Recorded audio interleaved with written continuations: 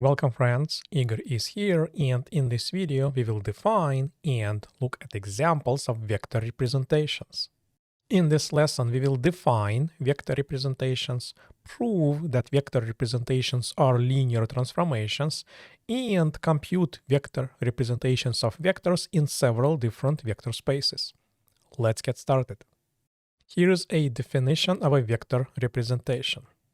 Suppose that V is a vector space and B is its basis. It consists of vectors v1, v2 through vn.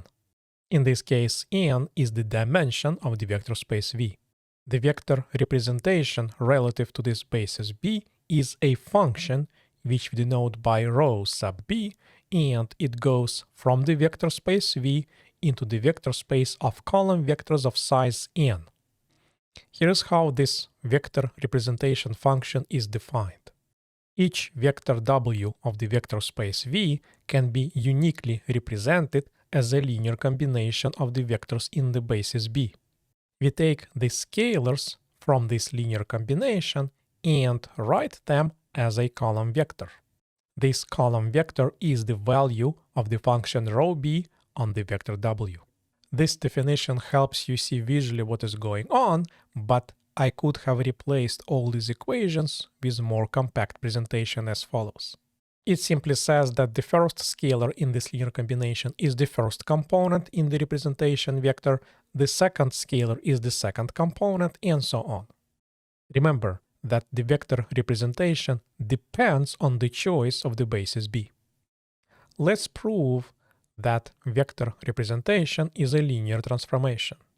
We have a vector space V, and let's fix a basis B of this vector space, which consists of vectors v1, v2 through vn. It is this basis that we used to define the vector representation function rho B. Let's take two arbitrary vectors x and y in the vector space V and an arbitrary scalar alpha.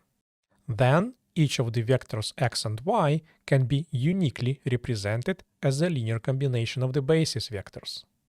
Then we can determine the corresponding unique linear combination presentations for the vectors x plus y and alpha x. Do you see why this is the unique presentation for the vector x plus y? It's because it is one of the possible presentations, and we know that for a basis, this presentation is always unique. For a similar reason, this is the unique presentation of the vector alpha x as a linear combination of the basis vectors. Of course, to obtain these presentations, we use properties of vector spaces. So let's keep these presentations handy because they will help us figure out the values of the vector presentation function. The value of rho B on the vector x plus y is this column vector. It's because this function takes the scalars from the corresponding linear combination presentation. But now, this is a column vector of size n, and this vector is equal to the sum of these two column vectors. It now remains to observe that the first column vector is the value of rho B on the vector x, and the second column vector is the value of rho B on the vector y. This proves that rho B respects vector addition. Next, let's look at the scalar multiple.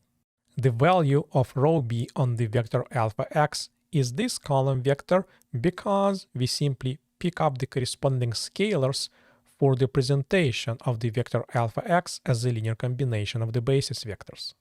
But this column vector is a scalar multiple of the simpler vector by scalar alpha. And this column vector, which consists of a1, a2 through an, is the value of rho B on the vector x. This equation shows that rho B also respects scalar multiplication. We conclude that rho B is indeed a linear transformation. So we proved that vector representation is a linear transformation. But we also know that any linear transformation is uniquely defined by its values on the basis of the domain. Please pause for a minute and realize that the definition of the vector representation in fact tells you that the values of this function on the vectors of the basis used to construct this function are exactly standard unit vectors. Therefore, An alternative way to define this vector representation function would be this. It is the unique linear transformation that takes vectors in the basis B of the domain V to the standard unit vectors in the vector space of the column vectors. So the true meaning of this function is this. It takes vectors in the given basis and converts them into the standard unit vectors. Let's look at some examples of vector representations. Let's start with a simple example of the space of column vectors of size 4, and we'll just take a random vector y. In this example, we will compute two different vector representations of this vector y. The vector y will remain the same, but the basis which we will use to compute vector representations will change. First, let's choose a nice simple basis of this vector space, which consists of 4 standard unit vectors. To find the value of the vector representation function on this vector y, we need to find the presentation of this vector y as a linear combination of the basis vectors. But in case of standard unit vectors, this is easy to do. You know right away what the scalars should be. The vector representation of the vector y relative to this basis B then is the column vector which consists of these scalars. But in this case, notice that the vector representation of the vector y is equal to the vector itself. In other words, this vector representation function is the identity linear transformation. Next, let's keep the same vector y, but choose a different basis of C4.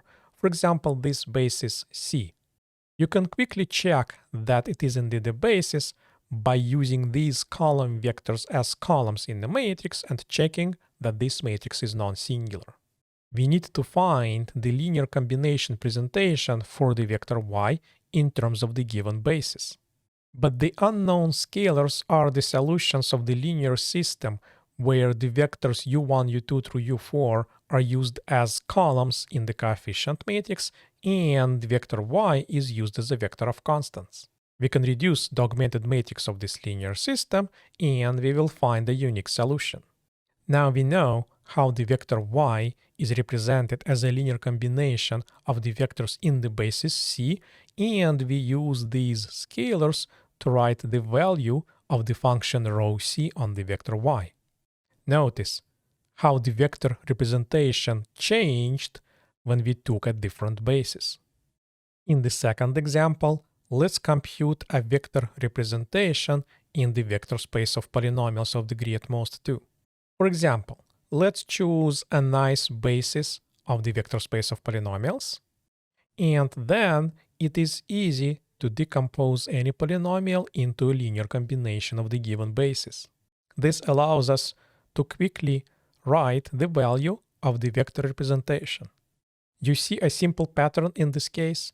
We have a polynomial with coefficients 15, 10, negative 6, and its vector representation is a column vector with components 15, 10, negative 6. In the last example, let's compute vector representations in the vector space of matrices. Again, let's choose a nice basis of this vector space, and then it is easy to represent any matrix as a linear combination of the given basis. This tells us what the vector representation relative to this basis is, and notice a simple pattern. We have a matrix, 2 by 2 matrix, which has 4 entries. The entries are 1, 3, 0, and 6.